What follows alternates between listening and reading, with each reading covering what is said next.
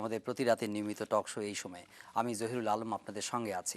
প্রিয় দর্শক, এটা দাবি করা হয় যে বাংলাদেশে তৈরি পোশাক খাতের পরে দ্বিতীয় বৃহত্তম রপ্তানি খাত হিসেবে হিমায়িত মৎস্য রপ্তানি খাতকে চিহ্নিত করা হয়, বিশেষ করে চিংড়ি রপ্তানি খাতকে চিহ্নিত করা হয় এবং এই খাত থেকে রপ্তানির পরিমাণ 500 থেকে 600 মিলিয়ন ডলারের মতো। একটা হিসেবে দেখা যাচ্ছে যে 2007-2008 অর্থ বছরে প্রায় 4,000 কোটি টাকা রপ্তানি আয় হয়েছে। তবে সাম্প্রতিক সময়ে চিংড়ি চাষে এবং চিংড়ি রপ্তানির ক্ষেত্রে বেশ কিছু সমস্যা দেখা দিয়েছে। এটার বিদেশের রপ্তানি বাজারে সেই সমস্যাগুলো তৈরি হয়েছে, মন্দার কারণে সেই সমস্যা তৈরি হয়েছে। এছাড়াও আরও কিছু বাস্তব সমস্যা আছে, বিশেষ করে পরিবেশগত কিছু সমস্যা দেখা দিয়েছে। এসব সমস্যা এত বড় খাতের আমাদের যেটা অর্থনীতিতে একটা বড় অবদান রাখছে, তার সঙ্গে এই সমস্যাগুলো কিভাবে জড়িয়ে গেল এবং কিভাবে এটা আমাদের রপ্তানি খাতকে বাধাগ্রস্ত করছে সে বিষয়ে আজ আলোচনা করবার জন্য আমরা তিনজন অতিথিকে স্টুডিওতে আমন্ত্রণ জানিয়েছি। শুরুতেই আসুন আপনাদের পরিচয় করিয়ে দিচ্ছি তাদের সঙ্গে। আজ আমাদের সঙ্গে রয়েছেন প্রফেসর ডক্টর মোহাম্মদ রেজাউল করিম, খুলনা বিশ্ববিদ্যালয়ের সায়েন্স ফ্যাকাল্টির সাবেক ডিন। এছাড়াও রয়েছেন খুশি কবির, বেসরকারি উন্নয়ন সংগঠন নিজেরা করির সমন্বয়কারী এবং রপ্তানিযোগ্য চিংড়ি চাষ বিরোধী আন্দোলনের নেত্রী। তিনি যেসব চিংড়ি চাষ হচ্ছে এবং রপ্তানির জন্য যেগুলো চাষ করা হচ্ছে সেই চাষের তিনি বিরোধিতা করে আসছেন, অবশ্যই পরিবেশগত কিছু কারণ দেখিয়ে এবং এলাকা যারা চাষিরা রয়েছেন তাদের কথা ভেবে। এছাড়াও আজ আমাদের সঙ্গে যোগ দিচ্ছেন বাংলাদেশ ফ্রোজেন ফুডস এক্সপোর্টার্স অ্যাসোসিয়েশনের পরিচালক জনাব এস হুমায়ুন কবির। স্বাগত আপনাদের তিনজনকে।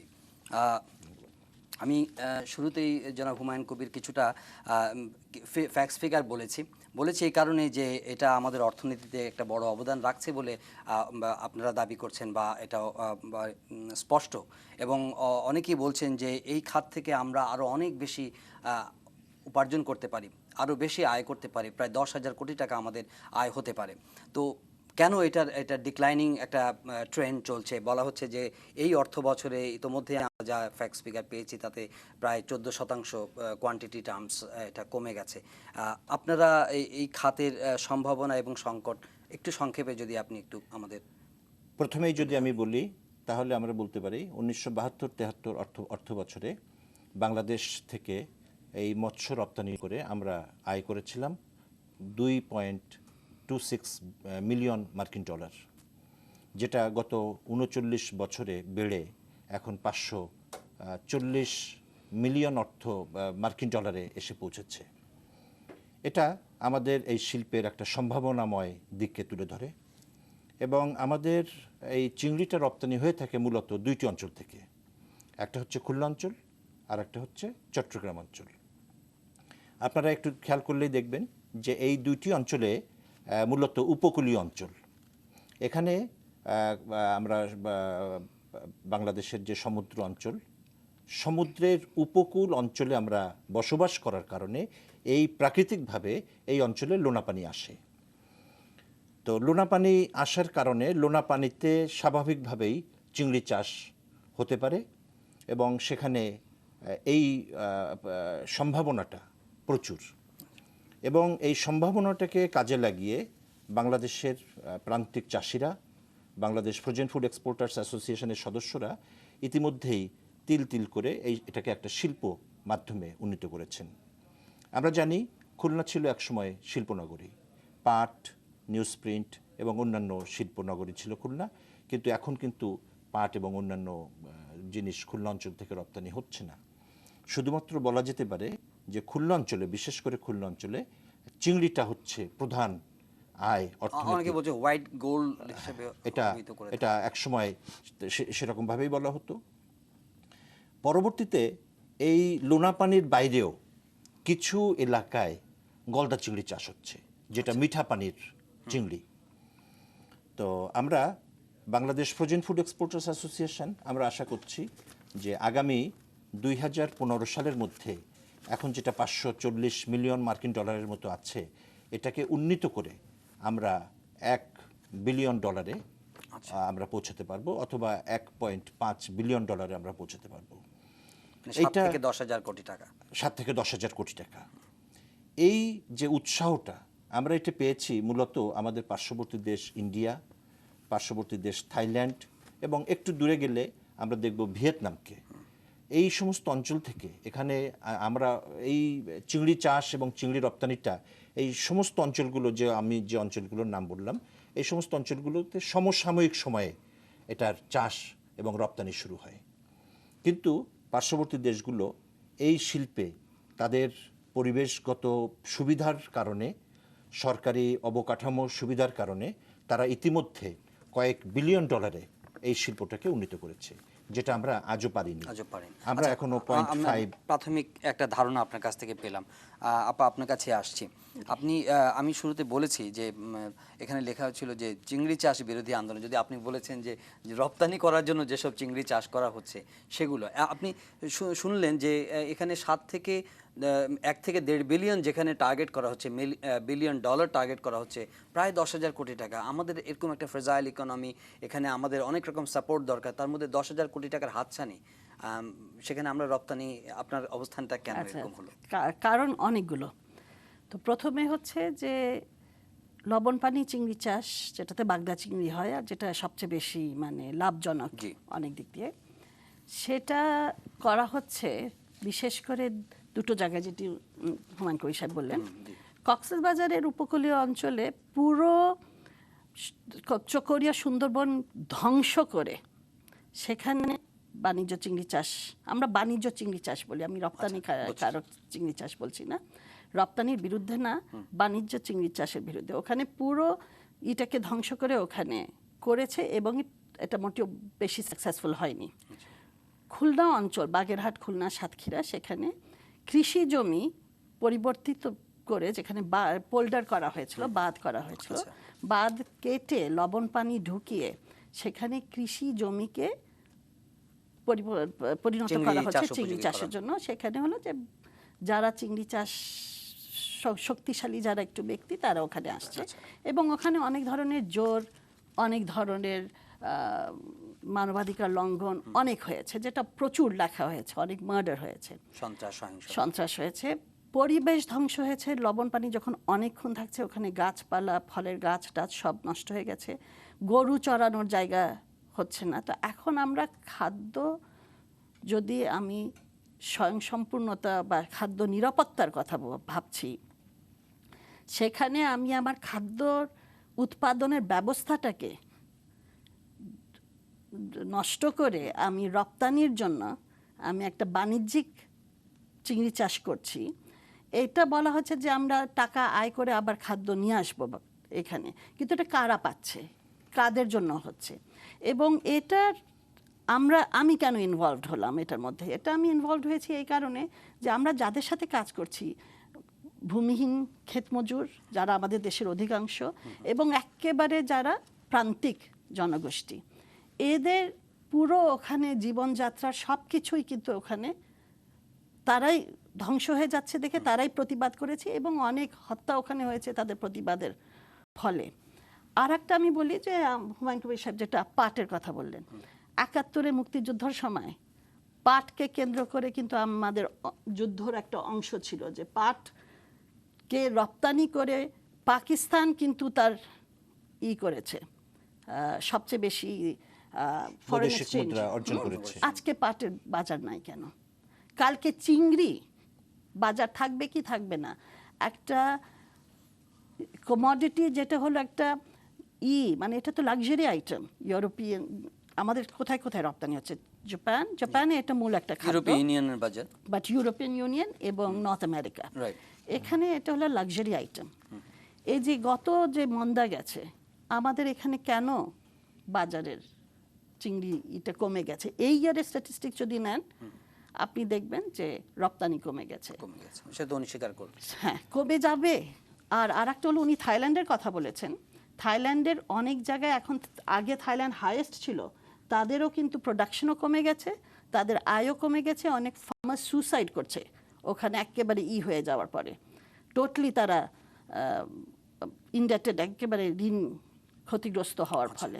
তো এটা পরিবেশগত দিক, মানবাধিকার দিক, আমাদের দেশের খাদ্য স্বয়ংসম্পূর্ণর দিক, আর আমাদের পুরো ফ্র্যাজাইল একটা ইকোনমির কথা আপনি যেটা বলছেন, আমি ফ্র্যাজাইল ইকোনমির মধ্যে একটা ফ্র্যাজাইল পণ্যটার উপর নির্ভর করে আমার জিনিসটাকে, আমার এত সুন্দর একটা ফার্টাইল ল্যান্ডকে আমি কেন ধ্বংস করবো? আর আজকের আইলার ওয়ান অফ দ্য মেইন কারণ যে ওখানে এত পানি জলবদ্ধতা সৃষ্টি হয়েছে এই লবণ পানি ঢুকিয়ে চিংড়ি চাষ করার ফলে। ওকে আপা, আমি আসছি জনাব রেজাউল করিম, যেটি আপনাকে আমি প্রশ্ন করব সেটি হচ্ছে যে আপা অনেকগুলো রিজনে সাইন করেছেন, উনি সম্ভাবনার কথা বলেছেন, কিন্তু আমি যেটা আপনার কাছে জানবো যে লেখালেখি হচ্ছে অনেকে, বিশেষ করে যারা চিংড়ি রপ্তানি করছেন ওনাদের একটা বড় দাবি, সেটা হচ্ছে যে চিংড়ি শিল্পটাকে এক ধরনের কি বলা যায় ধ্বংস করে দেওয়ার একটা ষড়যন্ত্রের অংশ হিসেবে এই ধরনের ডিসকারেজিং কথাবার্তা বা এই প্রসঙ্গগুলো আসছে। আপনি এটাকে কিভাবে বিশ্লেষণ করবেন?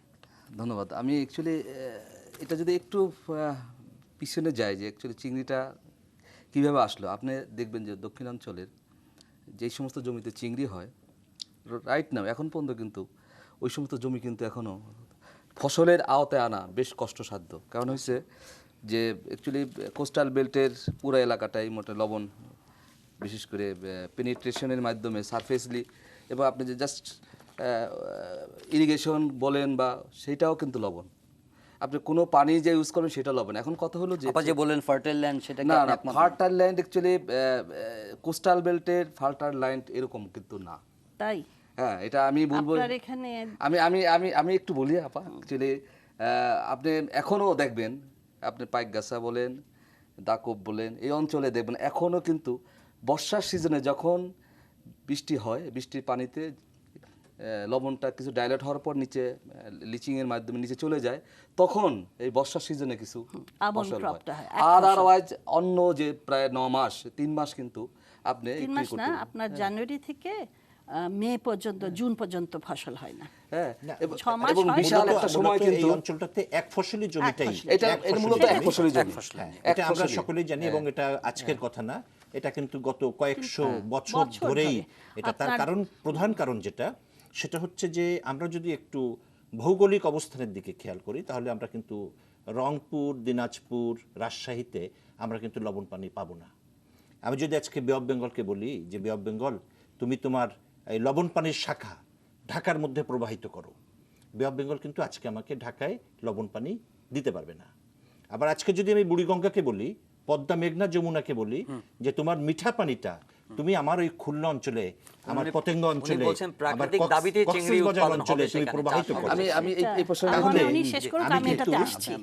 আমরা কিন্তু উনি শেষ করুক, আমি আসছি। এই মিঠা পানিটা ওই অঞ্চলে পাবো না। আচ্ছা, বুঝতে পেরেছি। বিষয়টা হলো অ্যাকচুয়ালি যে এখন যে খুলনার যে বর্তমান অবস্থাটা, এই ফারাক্কা বাদ দেওয়ার কারণে বিশেষ করে যে মিঠা পানির যে পরিমাণ স্রোত আসার কথা, সেই স্রোত কিন্তু সাগর পর্যন্ত পুষছে না, বরঞ্চ উল্টা যে লবণ পানিটা আপ টু যশোর পর্যন্ত চলে গেছে। এবং যশোর যাওয়া মানে কি, তার যে খাল বিল যেগুলো আছে বিভিন্ন নদীর, এর মাধ্যমে কিন্তু পুরো এরিয়াটা কিন্তু প্রায় লবণ হয়ে গেছে। এখন কথা হলো যে আমরা চিংড়ি করব, কিন্তু আমি ব্যক্তিগতভাবে আমি মনে করি যে এটা আমরা যত্রতত্র করব না। যেটা ভিয়েতনাম বা থাইল্যান্ডের কথা বলেছেন, তারা একসময় কিন্তু তারা যেটাকে বলা হয় যে এক্সটেন্সিভ, জাস্ট লবণ পানি আমি জমিতে ঢুকাবো, ঢুকে তারপর আমি চিংড়ি চাষ করব, এইটা কিন্তু হওয়া উচিত না। আমাদের এখানে তো হচ্ছে সেটা হচ্ছে না, বাংলাদেশে কিন্তু এক্সটেন্সিভ শ্রিম্প কালচার কিন্তু হচ্ছে না। এক্সটেন্সিভই হচ্ছে বাংলাদেশে যেটা হচ্ছে সেটা হচ্ছে, উনি তো বলছেন হচ্ছে না, না হচ্ছে না, খুবই ট্র্যাডিশনাল চিংড়ি চাষই কিন্তু এই যে ওইটাই ট্র্যাডিশনাল এক্সটেন্সিভ, এটা এক্সটেন্সিভ ইন্টেনসিভ হচ্ছে। আমার কথা হলো যে আমরা যদি ইন্টেনসিভে নাও যেতে পারি, আমরা যদি সেমি ইন্টেনসিভ যেতে পারি, তাহলে কিন্তু আমার কথা হলো যে আমি সমস্ত জমি কিন্তু আমি আপনি একটু খালি বুঝান এক্সটেন্সিভ কি ইন্টেনসিভ কি, কেন দর্শক বুঝছেন না। এখানে হলো যে অ্যাকচুয়ালি এখানে 3টা প্রকারে, যেটা একটা মানে এক্সটেন্সিভ, সেমি ইন্টেনসিভ, ইন্টেনসিভ। এখন এক্সটেন্সিভটা হইছিল এটা অনেকটা মেকানাইজড এবং অনেকগুলা ইন্টেনসিভ, অনেক মেকানাইজড, অনেক ঘনত্ব, যেখানে আমি বলেছি যে স্টক রেট দেখা গেছে যে আমরা যেটা এখন বর্তমানে যে চিংড়ি চাষ যেটা করা হয়, সেটা যে একা করে বন্ধ করে দিতে হবে। ওইখানে কিন্তু বলা আছে মাত্র আপনি 400 পোনা আপনি এক হেক্টরে আপনি চাষ করতে পারেন। আর সেমি ইন্টেনসিভ যদি আমরা যদি দেখি যে বিভিন্ন দেশে থাইল্যান্ড বা ভিয়েতনামে যে কথাটা আসছে, প্রায় 30,000 স্টক আমরা ডেন্সিটি বাড়াইতে পারি। ইন্টেনসিভে প্রায় 1.5 লাখ, 1,50,000। এবং আরেকটা যে ইন্টেনসিভে আপনার সার্ভাইভাল রেটও বেশি কিন্তু। হ্যাঁ, এখানে আপনি বিশেষ করে যে এই 50 স্ট্যাটিস্টিক্সের সাথে আমার স্ট্যাটিস্টিক্স মিলে না। হ্যাঁ 50% আপনি জাস্ট আপনি যেটা বর্তমান যে দেখা যায় অর্ধেকই মারা যায়, কিন্তু আপনি যখন ইন্টেন্সিভে যাবেন সেখানে কিন্তু 80% সার্ভাইভাল রেট আছে। এবং আরেকটা বড় সবচেয়ে মজার ব্যাপার সেটা হচ্ছিল আপনার যে প্রোডাকশন, দেখা যায় যে শ্রিম্প হারভেস্ট পার হেক্টরে আপনি বর্তমান যে প্র্যাকটিস খুলনাতে যেটা আছে 160 থেকে 200 কেজি আমরা পাই। আর যদি আমি সেমি ইন্টেন্সিভ যাই তাহলে প্রায় আমি প্রায় 1500 কেজির মতো আমি পেতে, আর যদি ইন্টেন্সিভে যাই 10,000 কেজি পর্যন্ত। হ্যাঁ, এই যে এইভাবে যদি আমরা, আমার কথা হলো যে আমি পুরা জমিটাকে আমি নষ্ট করব না, আমি কথা হলো যে যেখানে পটেনশিয়াল, যেখানে ভালো লবণ, কেন চিংড়ির সাথে লবণের সম্পর্ক আছে, এবং আপনি যদি পাইক গাছে চিংড়িগুলো বড় হয় তার মানে লবণ বেশি ওখানে। এবার আবার এদিকে ডাউনিটা আসে বাগেরহাট বা রামপাল টাম্পাল, এখানে কিন্তু অত বড় সাইজ হয় না, এটা লবণের সাথে বেশ ভালো সম্পর্ক। সেই জন্য লবণ যেখানে আছে এবং পাশাপাশি আরও যে পরিবেশগুলো যেগুলোকে চিংড়িকে লালন পালন করার জন্য সেই জমিগুলো আমরা খুঁজে বের করে যদি এখানে যদি আমরা যদি গুরুত্ব সহকারে করি, তাহলে আমার কথা দুইটা জিনিস আমি কভার করতেছি। একটা হচ্ছে যে পরিবেশকে আমি নষ্ট করতেছি না, আর যে আমাদের যে ইকোনমি যেটা আছে, যে বিশাল একটা শিল্প, বিশেষ করে গার্মেন্টসের পরের অবস্থান, সেখানে কিন্তু আমরা এটাকে নিয়ে যেতে পারি। আচ্ছা, উনি একটা মানে ফাইন ব্যালেন্স টিউন করার জন্য বলছেন যে আপার আন্দোলন বা আমরা যারা আপার আন্দোলন না, ওই এলাকাবাসীর এলাকাবাসীর আন্দোলন এই ঠিক আমরা যদি আরেকটু বলি যে এই মুহূর্তে এলাকাবাসী কিন্তু আন্দোলন করতেছে না। আপা যে কথাটা একটু আগে বলতেছিলেন যে অনেক লোক মারা গেছে, আসলে কিন্তু অনেক লোক মারা যায়নি। আজকে থেকে প্রায় 20-22 বছর আগে করুণাময় গোস্বামী নামে এক ভদ্র মহিলা, করুণাময় সর্দার, তার অনেক আগে সে ওখানে মারা গেছে, একটা নির্যাতনের শিকার হয়েছিল। এবং ডেফিনেটলি আমরা যারা সাপ্লিমেন্ট করি এখানে এই জাতীয় হত্যাকাণ্ড, এই জাতীয় সবকিছুকে কিন্তু আমরা নিন্দা করি। একটু সাপ্লিমেন্ট করি। এখানে আমার কাছে একটি তথ্য যেটি স্থানীয় একজন সাংবাদিকের মাধ্যমে, আমাদেরই একজন এনটিভি প্রতিনিধি, যখন আইন শৃঙ্খলার একটা অবনতি ঘটে থাকে এগুলোকে কেন্দ্র করে প্রভাবশালীরা সে যে দলেরই হোক না কেন, আওয়ামী লীগ বলুন আর বিএনপি বলুন আর জাপা বলুন জামাত বলুন, তাদের নিজেদের মধ্যে রাজনীতির মতভেদ থাকতে পারে, কিন্তু ব্যবসার ক্ষেত্রে ওই এলাকায় তারা অংশীদার। এবং আইন শৃঙ্খলা অবনতির কারণে সেখানে কমরেড রতন সেনের কথা বলা হচ্ছে, সাংবাদিক মানিক সাহার কথা বলা হচ্ছে। এসব হত্যাকাণ্ডের পেছনে কিন্তু এই বিষয়গুলো অনেকাংশে ভূমিকা রেখেছে। কমরেড রতন সেন অথবা মানিক সাহা অথবা খুলনায় আরো কিছু সাংবাদিককে আপনারা দেখেছেন যে তারা খুন হয়ে গেছেন। হুমায়ুন কবির বালুর নাম আমরা আজকে বলতে পারি, এবং অন্যান্য কিছু সাংবাদিকদের কথা আমরা বলতে পারি। কিন্তু তাদের পিছনে, হত্যাকাণ্ডের পিছনে কিন্তু এই চিংড়ি চাষ অথবা চিংড়ি ব্যবসা এগুলো কিন্তু ছিল না।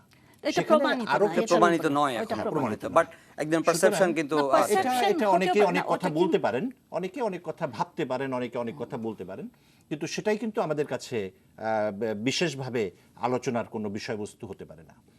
তো আমি যেটা বলতে চাচ্ছিলাম সেটা হচ্ছে এই যে প্রাকৃতিকভাবেই আজকে যদি রাজশাহীতে আমি যদি আমের ফলন না করে আমি যদি ওখানে আঙ্গুর চাষ করতে যাই, তাহলে কিন্তু আঙ্গুর আমি পাবো না।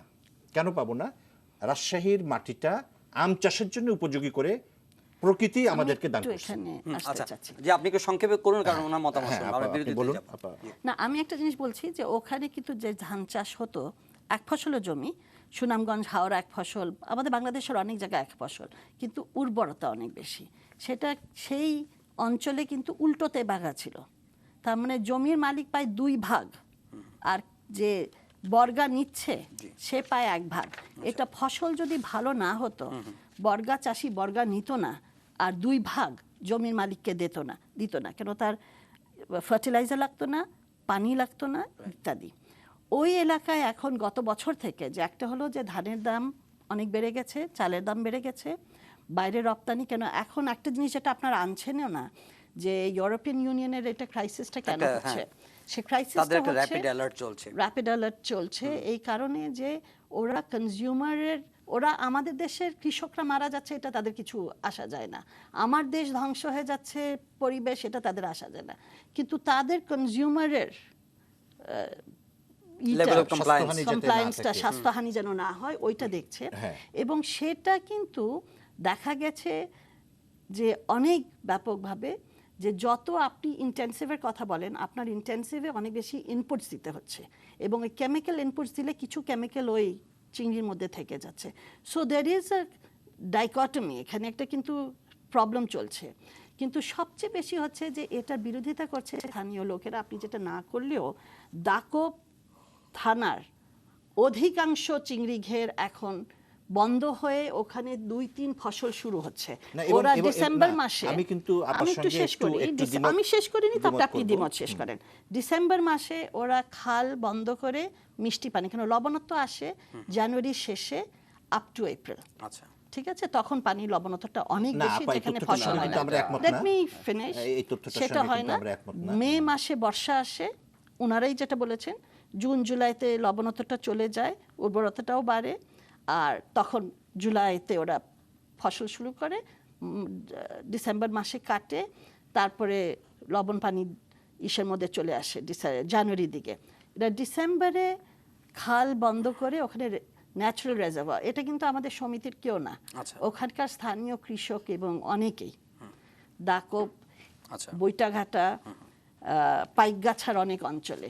এবং গতবার এমপি ইলেকশনের সময় এমপি ক্যান্ডিডেটস স্পষ্ট করে এই কথাটা বলেছে যে তারা কি ধরনের নীতিমালা চায়, যেটা মানুষ আর কৃষক আর কৃষি জমি যেন ধ্বংস না হয়। আচ্ছা, সেটা কি কৃষক ফ্রেন্ডলি কথা বলা হয়েছে? কৃষক ফ্রেন্ডলি আচ্ছা, কথা বলা আপা, যায়। আমরা সেখানে আমি খালি একটা বলবো যে ওখানে তারা খালটা বন্ধ করার ফলে তারা কিন্তু তরমুজ তৈরি করছে, আউশ ধানও চলে যাচ্ছে, দুফসলা, 2 ফসল ফসলা। প্লাস 3 ফসল, আচ্ছা। সেটা চলে আসছে। এটা একটা তার মানে বড় আপনি বলছেন একটা যে ক্ষতিটা পুষিয়ে নেওয়ার মতো সুযোগ আছে। সুযোগ আছে। আচ্ছা, আপনার আছে। দ্বিমত করবেন আপনি, আমি আমি- বুঝি আপনার দ্বিমতের কথাটা আমি শুনবো। প্রিয় দর্শক, তার আগে আমরা একটা ছোট্ট বিরতি নিচ্ছি, বিরতি পরে আবারও ফিরে আসছি, কথা বলছি আমাদের চিংড়ি রপ্তানির সম্ভাবনা এবং এখানকার বাস্তব কিছু সমস্যা নিয়ে। আমাদের সঙ্গেই থাকুন।